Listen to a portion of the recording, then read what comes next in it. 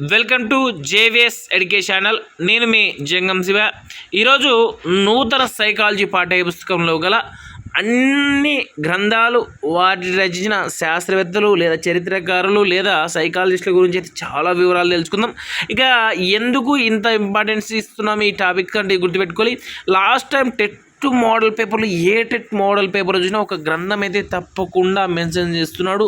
కాబట్టి భవిష్యత్తులో జరిగే టెట్ మరియు డిఎస్సిలో ఖచ్చితంగా ఒక మార్క్ వచ్చే టాపిక్ ఏంటంటే ఇది. ఇక నూతన పాఠ్య పుస్తకం మొత్తం పరిస్థితులే కేవలం 49 గ్రంథాలు మాత్రమే ఉన్నాయి. ఆ 49 నేర్చుకున్నామంటే ఒక మార్క్ మన చేతిలో. అవి ఏంటి ఏం కథ అని ఒక చిన్న 2 పేజెస్లో ఉంది మ్యాటర్. సింపుల్గా చూసేద్దాం. వీడియో చివరి వరకు చూసే ప్రయత్నం చేయండి. ఇక మన ఛానల్ మొదటిసారి చూసి తప్పకుండా సబ్స్క్రైబ్ చేసుకోండి. ఇక స్టార్ట్ చేద్దాం. మరి ఇంకా ఫస్ట్ గ్రంథం ఏంటంటే సెంచరీస్ ఆఫ్ చైల్డ్హుడ్. దీన్ని చరిత్రకారుడైన ఫిలిప్ ఎరిస్ అనే శాస్త్రవేత్త రచించడం జరిగిందని గుర్తుపెట్టుకోవాలి. ఇంకా తర్వాత ద సోషియాలజీ ఆఫ్ టీచింగ్ ఎవరండి? విల్లర్డ్ వాలర్ అనే సామాజికవేత్త రచించడం జరిగింది. తర్వాత పిగ్మిలియన్ ఇన్ క్లాస్ రూమ్ అనేది రోసెప్తాల్ జాకబ్సన్ గారు రచించడం జరిగింది. ఇది 1968లో పబ్లిష్ చేయడం గుర్తుపెట్టుకోవాలి. ఇది పిల్లల యొక్క పాఠవాలకు ఉపాధ్యాయులు అందించే ప్రోత్సాహకాలు లేదా డెవలప్మెంట్ కార్యక్రమాల గురించి చెప్పేది పిగ్మిలియన్ క్లాస్ రూమ్ అని గుర్తుపెట్టుకోవాలి. ఇక తర్వాత మూడవ గ్రంథం వచ్చేసినట్లయితే మనకు how the leaders influence culture of school, the shaping school culture. అంటే పిల్లలను ఏ విధంగా ఉపాధ్యాయులు లేదా లీడర్ ఎలా ఇన్ఫ్లుయెన్స్ చేస్తారని దాని గురించి చూడండి. దీన్ని Kent D Peterson and Deal T గారు రచించడం ఇద్దరు శాస్త్రవేత్తలు. తర్వాత the interview a tool of social sciences అనేది మెకాబే గారు. ఇంటర్వ్యూ మెథడ్ గురించి చెప్పేది మెకాబే గారు గుర్తుపెట్టుకోవాలి. అక్కడ డెఫినేషన్లో కూడా వస్తారు వీళ్ళిద్దరు. ఇక తర్వాత the law of single variable అండి. ఏకచరా నియమం మనకు తెలుసు కదా, అందరికి బాగా తెలుసు. ఏకచరా నియమాన్ని ఎవరు ప్రతిపాదించారు? జాన్ స్టూవర్ట్ మిల్ గారు. ఆయన దాని గురించి రచించిన గ్రంథం ఏంటంటే the law of single variable అని గుర్తుపెట్టుకోవాలి. గ్రంథం ద్వారానే ఏకచరా నియమంను చేయడం జరిగిందని గుర్తుపెట్టుకోవాలి. ఇక తర్వాత relaxation. Okay, the relation of parent authority to children's behaviour and attitude రచించిన గ్రంథం ఎవరంటే రాడ్కే. తల్లిదండ్రులు పిల్లల మధ్య రిలేషన్ చెప్పేవాడు రాడ్కే. కాబట్టి రిలేషన్ అంటే రాడ్కే అని గుర్తుపెట్టుకోవాలి. ఈ గ్రంథం చాలా ఇంపార్టెంట్. తరచుగా అడుగుతారు. రేపొద్దున చాలా కంపల్సరీ వచ్చి బిట్ ఏంటంటే రిలేషన్ ఆఫ్ పేరెంటల్ అథారిటీ అంటే గుర్తు రావాలి, రాడ్కే అని గుర్తు రావాలి. తర్వాత మనకు చాలా పాత వ్యక్తి, అన్ని గ్రంథాల్లో పాత బీఈడి కానీ డీడ్ పుస్తకాలు కనబడే గ్రంథం ఏంటంటే హెరిడిటరీ జీనియస్. దీని గ్రంథకర్త గాల్టన్. ఆయననే సర్ ఫ్రాన్సిస్ గాల్టన్ అని కూడా అంటామని గుర్తుపెట్టుకోవాలి. ఇంకో గ్రంథం రాశారు and intelligency into human facility and its development అనే గ్రంథం కూడా రచించారు. ఎవరు? Sir Francis Galton. ఇక తర్వాత వ్యక్తి ఎవరంటే బిఎఫ్ స్కిన్నర్ గారు. ఇక్కడ 2 ప్రముఖ గ్రంథాలు ఉన్నాయండి. ఒకటి education is what serves when what has been learned and forgotten. అంటే నేర్చుకోవడం మర్చిపోవడానికి మధ్య ఏమి తెలియజేస్తుంది ఎడ్యుకేషన్ అనేది, విద్య అనేది ఏమి నేర్పిస్తుంది అని చెప్పేదాని కాన్సెప్ట్పై పుస్తకం రచించడం.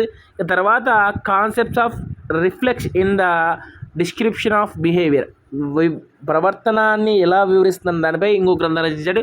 ఈ 2 కూడా బిఎఫ్ స్కిన్నర్ గారు గుర్తుపెట్టుకోవాలి.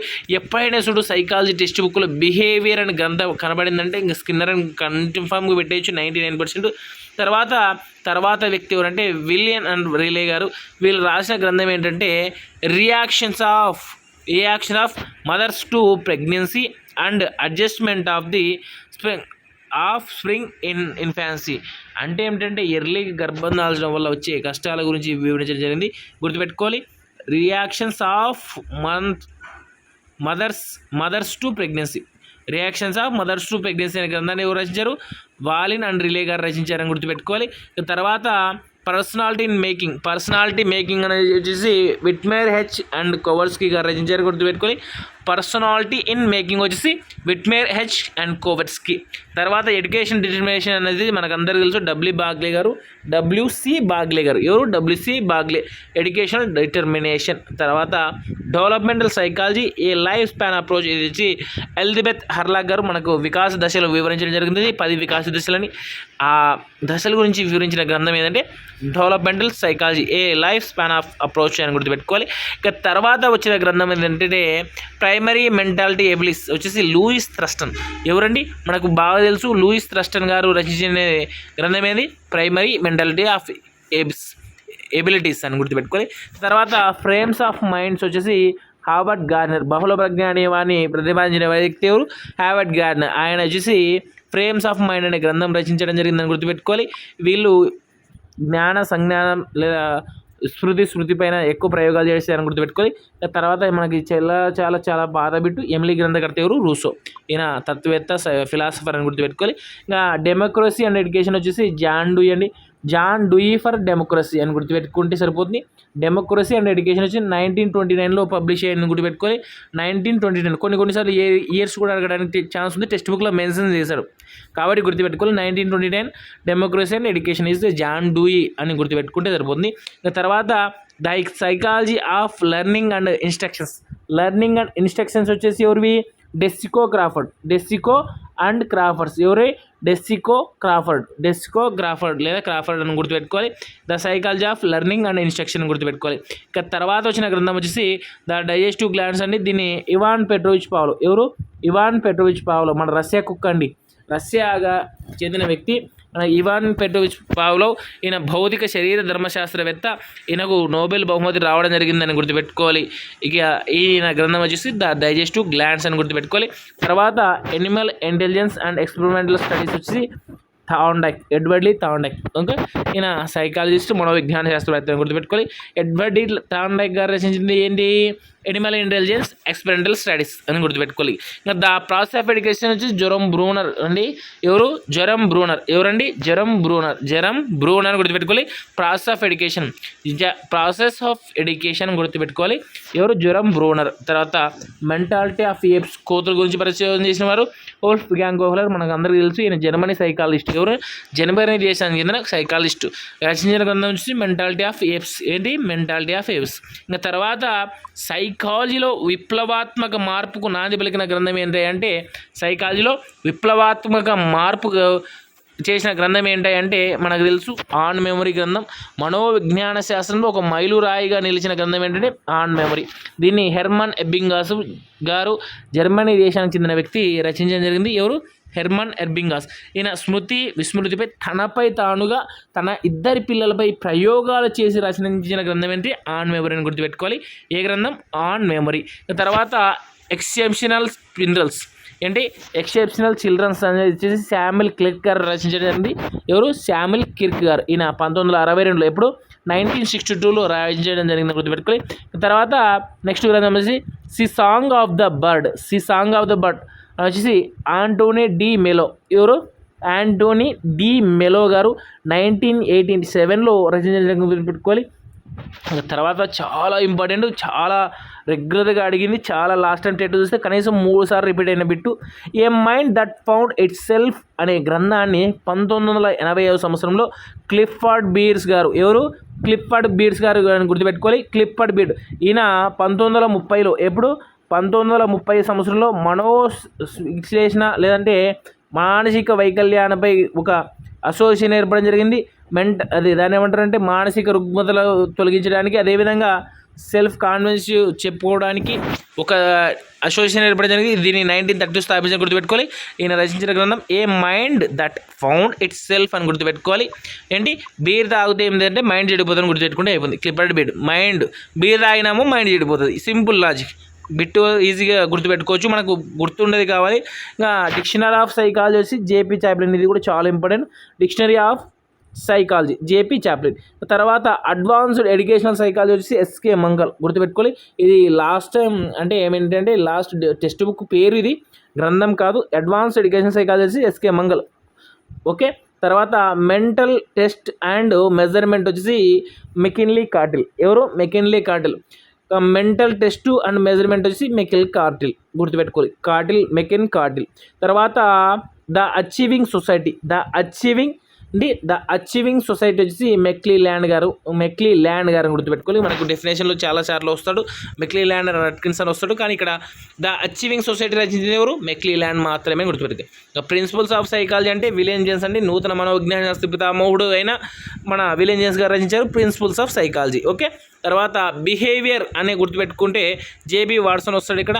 An introduction to comparative psychology, రచించిన వాడు జేబీ వాట్సన్ అని గుర్తుపెట్టుకోవాలి. తర్వాత ద ఇంటర్ప్రిటేషన్ ఆఫ్ డ్రీమ్స్, స్వప్న విశ్లేషణ సిద్ధాంతాన్ని రచించిన వాడు సిగ్మండ్ ఫ్రాయిడ్, మనకు హెర్మాన్ సిగ్మండ్ ఫ్రాయిడ్ గుర్తుపెట్టుకోవాలి. The content of children's mind వచ్చేసి స్టాన్లీ హెల్, పిల్లల మనోజ్ఞాన శాస్త్ర పితామహుడు ఎవరు మనకందరికీ తెలుసు, స్టాన్లీ హెల్ అని. కాబట్టి the content of children's mind, పిల్లల మైండ్ ఎవరు తెలుసయ్యా, హల్గానికి తెలుసు అని గుర్తుపెట్టుకోవాలి. ఇంకా తర్వాత ద రిమెంబరింగ్ వచ్చేసి బాట్లెట్ అండి, కథాకథనాల పద్ధతిని కనుగొనడం జరిగింది. ద రిమెంబరింగ్ గ్రంథకర్త బాట్లెట్, 2014 డిఎస్సి బిట్ అండి. ద రిమెంబరింగ్ గ్రంథకర్త బాట్లెట్ అని గుర్తుపెట్టుకోవాలి. ఇంకా measurement of intelligence animal psychology, Edward Lee Thorndike, animal కనబడిందంటే థాండైక్ అని గుర్తుపెట్టుకోవాలి.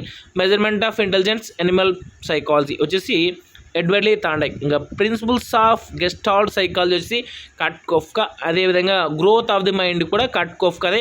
కొన్నిసార్లు 2014 పబ్లిష్ అయిన బీఈడి టెక్స్ట్ బుక్లో గ్రోత్ ఆఫ్ ది మైండ్ వచ్చేసి మనకు సైకాలజీ మూల పితామహుడు అయిన వర్ధిమార్ గారు, మ్యాక్స్ వర్ధిమార్ గారు రచించినట్లు ఇవ్వడం జరిగిందని గుర్తుపెట్టుకోవాలి. బట్ కొత్త టెక్స్ట్ బుక్లో మాత్రం గ్రోత్ ఆఫ్ ది మైండ్ అని వచ్చేసి కట్కోఫ్కా గారిదని గుర్తుపెట్టుకోవాలి. తర్వాత ద కండిషన్ రిఫ్లెక్స్ వచ్చేసి పావ్లోవ్, అంటే కండిషన్ రిఫ్లెక్స్ వచ్చేసి ఇవాన్ పావ్లోవ్ గుర్తుపెట్టుకోవాలి, Ivan Petrovich Pavlov. The concept of reflex in the description of behaviour అంటే బిఎఫ్ స్కిన్నర్ అని గుర్తుపెట్టుకోవాలి.